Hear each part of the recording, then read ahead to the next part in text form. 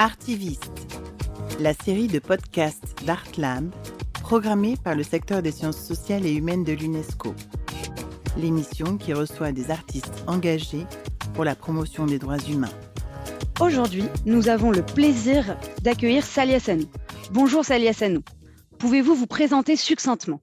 Bonjour, je viens du Burkina Faso, je suis danseur chorégraphe et aujourd'hui, ma vie se partage entre évidemment Ouagadougou, Bobo Dioulasso, Montpellier et Paris et aussi d'autres belles villes à travers le monde. Vous avez fait le choix de la danse très jeune. Pourquoi cet art en particulier? Pouvez-vous nous raconter le chemin que vous avez emprunté, votre formation, les personnes clés que vous avez rencontrées, qui vous ont accompagné et qui vous ont permis d'exercer votre art tel que vous le pratiquez aujourd'hui? C'est vrai que comme tout enfant, tout jeune africain, j'ai grandi dans un environnement qui m'a vraiment façonné. Moi, j'ai été initié aux arts traditionnels, notamment de la région de mon ethnie Bobo. Et qui connaît la culture Bobo et la tradition Bobo, la danse est éminemment présente dans le quotidien. Et voilà, tous les jours, quand on se lève, et quand on voit des enfants, on voit aussi les griots qui nous réveillent au son du tambour.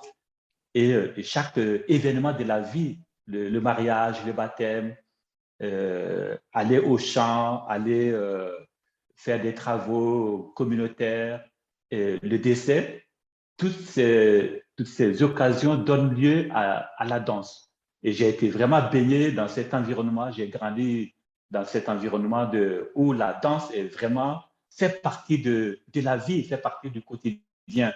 Et étant à l'école, étant élève, j'ai toujours mené mes études au lycée, à la fac, à cet art qui est la danse. Donc, naturellement, la danse a pris une place dans mon corps et mon corps avait besoin d'expression, j'avais besoin de m'exprimer par le corps et la danse a pris le dessus. Oui, et la danse permet de dire des choses qu'on ne peut pas raconter avec la voix.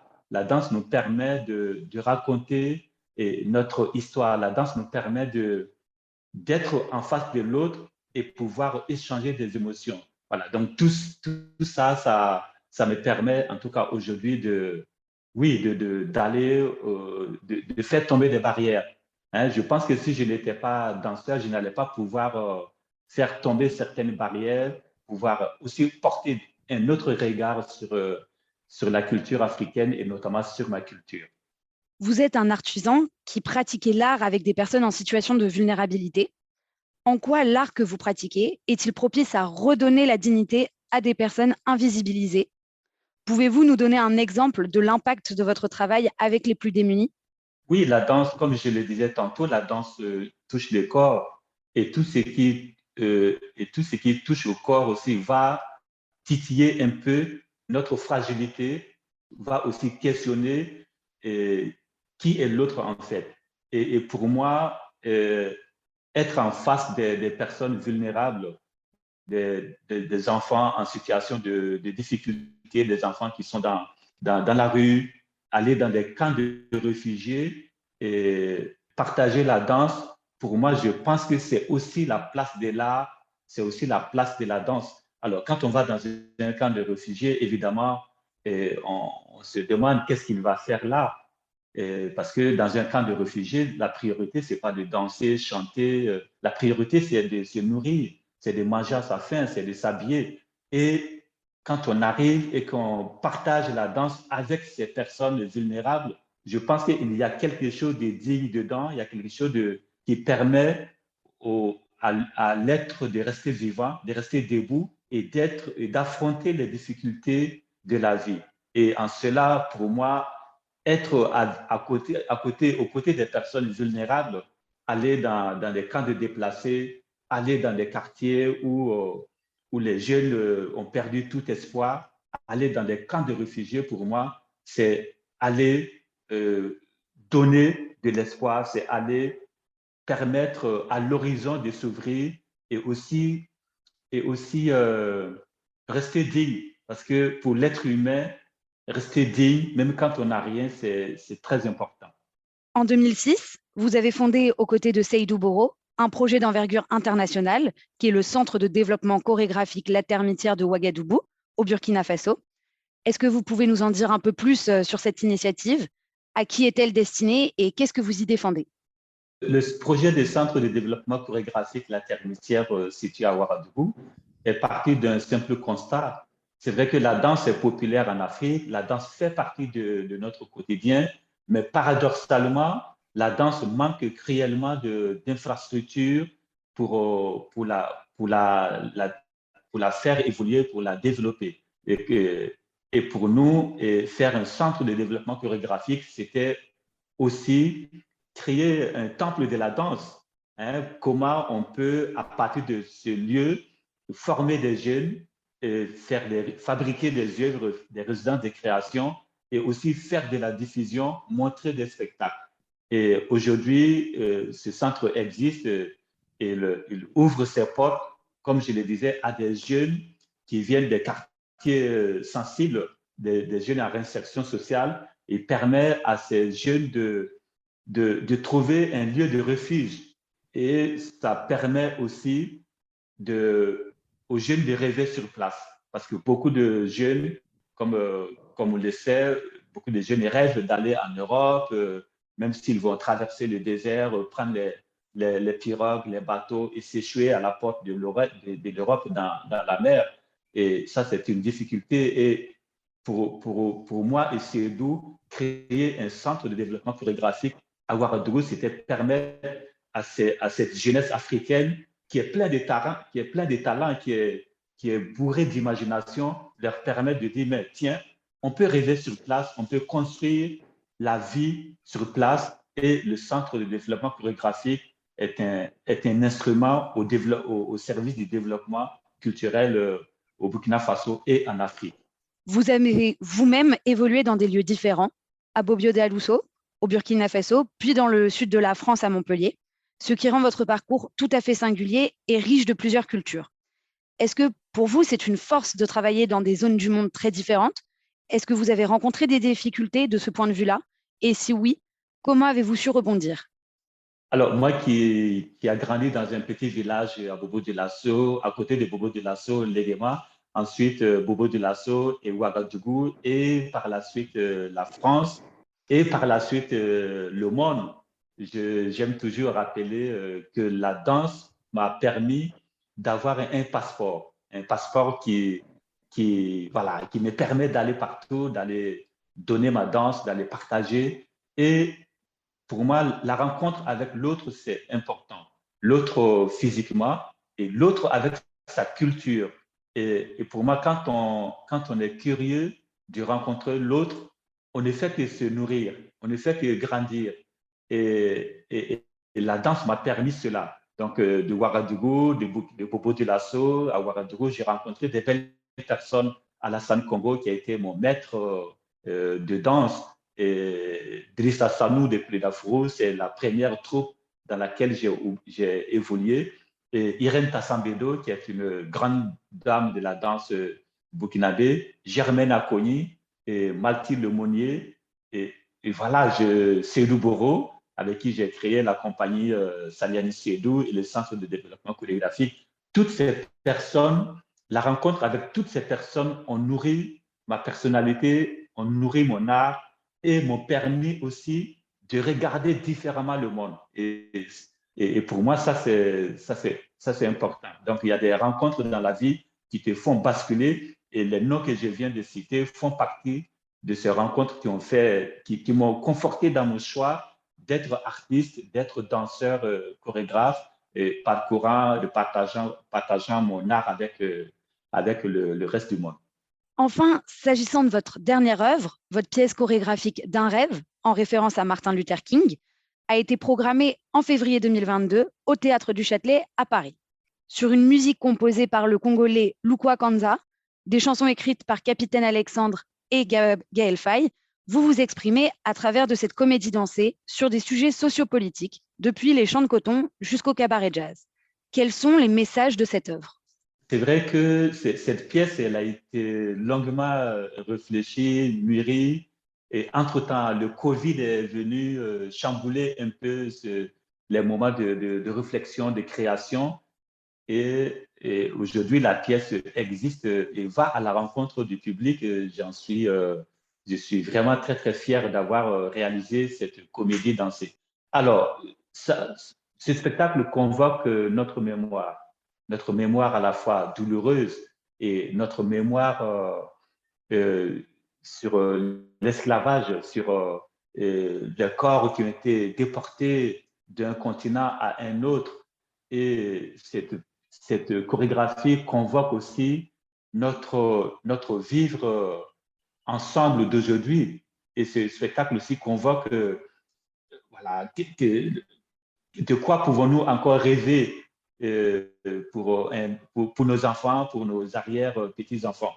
Et en cela, quand on écoute et quand on se replonge dans les puissants poèmes de Martin Luther King, on est dans cette quête de liberté, de fraternité, voilà, de rencontres et d'échanges avec l'autre et de comment bâtir, de comment nourrir et de comment vivre ensemble. Voilà, cette pièce se joue sur la question du collectif. Aujourd'hui, est-ce que le collectif, le commun, fait toujours sens à la place de l'individualisme?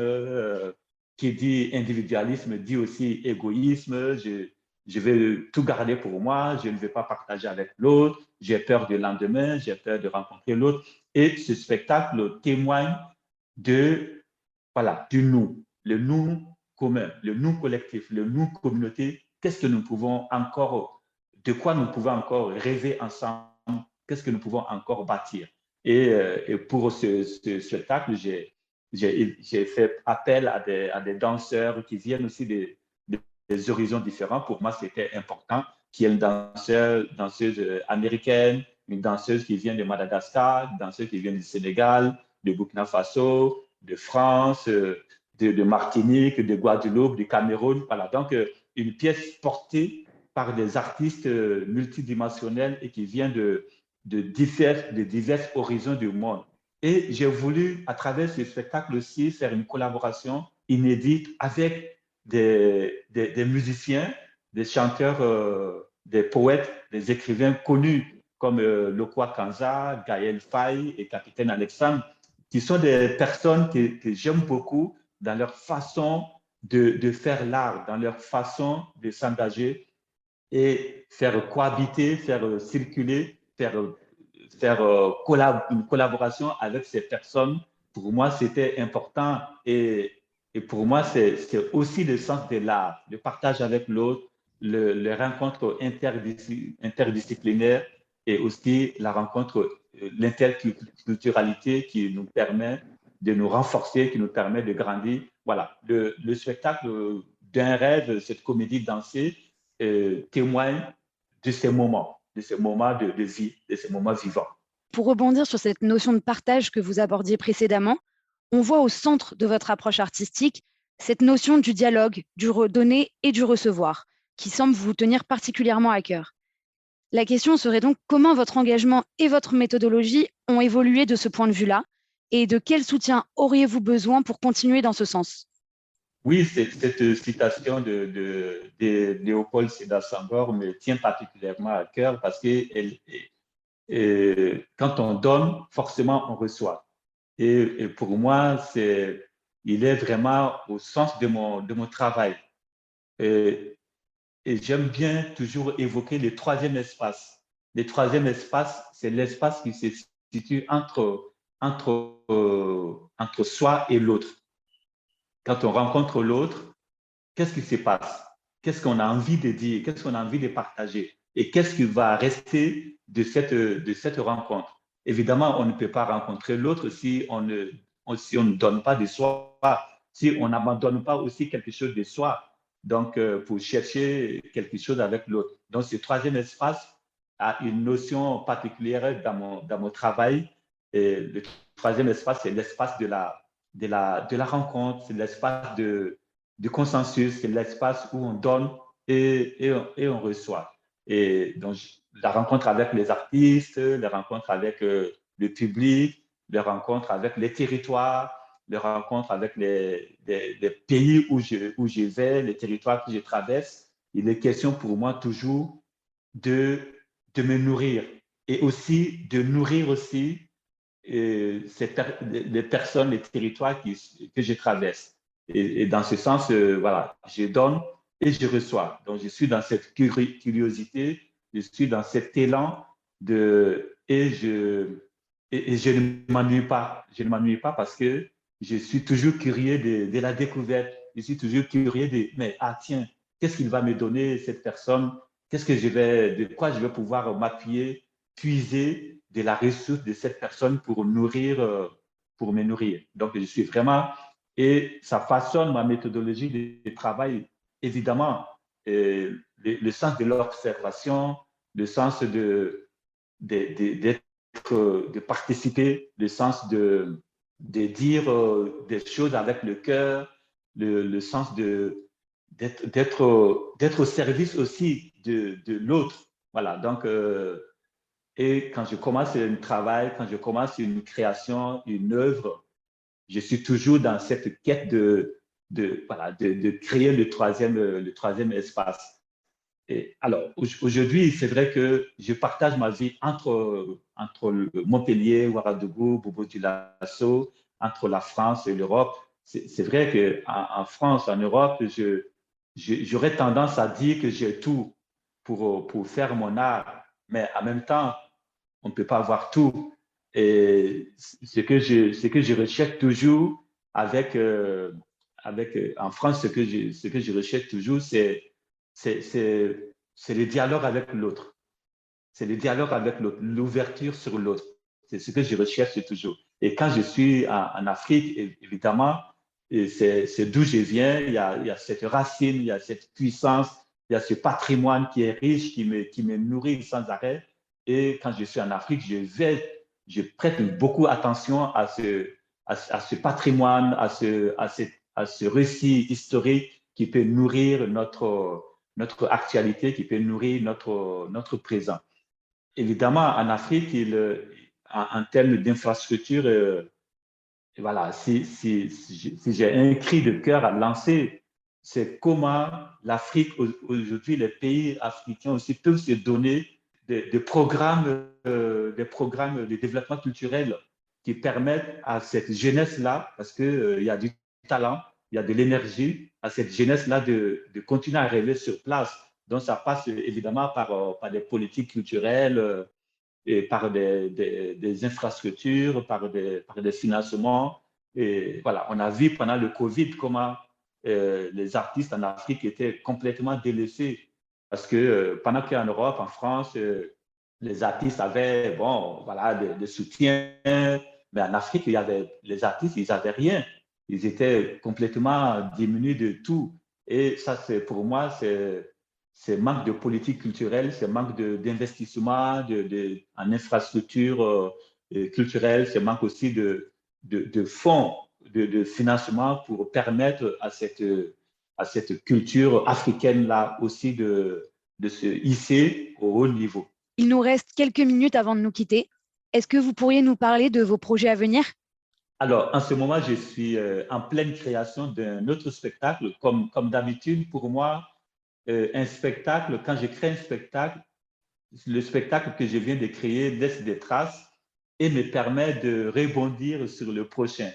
Donc, quand j'avais créé du désir, du clameur des arènes qui interrogeait la jeunesse africaine sur la migration, avec des danseurs, des lutteurs sénégalais, clameur des arènes, ça m'a laissé des traces et ça m'a permis de rebondir sur du désir d'horizon.